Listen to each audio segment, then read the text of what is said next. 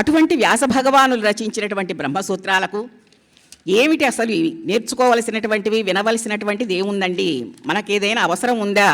మనకేదైనా పనికొచ్చేది ఉందా బ్రహ్మసూత్రాల్లో? మరి ఆయన భాష్యం రాశారు, శ్రీభాష్యం రాశారు, భాష్యకారులు అన్నారు, ఈయన కూడా రాశారు, భగవత్పాదుల వారు కూడా రాశారు, ఇంకా చాలామంది రాశారు కదా.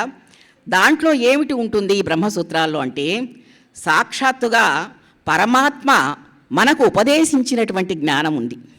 జనన మరణాలు అనేటటువంటివి పూర్వజన్మల యొక్క వాసనల చేత, కర్మల చేత మనకు ఏర్పడతాయి.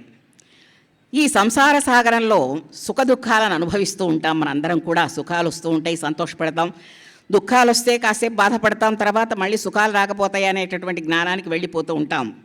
ఇటువంటి ఈ యాతన పోవాలి అంటే, ఈ చింత పోవాలి అంటే, ఈ జన్మకు వచ్చిన తర్వాత జంతువునాం నరజన్మ దుర్లభం, ఈ మానవ జన్మను స్వీకరించిన తర్వాత అసలు నిజమైనటువంటి జ్ఞానాన్ని ఏంటి పొందాలి, సంసార సాగరంలో పడిన జీవుడు ఉద్ధరింపబడేటటువంటి మార్గం ఏదైనా ఉన్నదా అనేది తెలియచేసేటటువంటిదే పరమాత్మ జ్ఞానం. అదే ఆధ్యాత్మిక చింతన.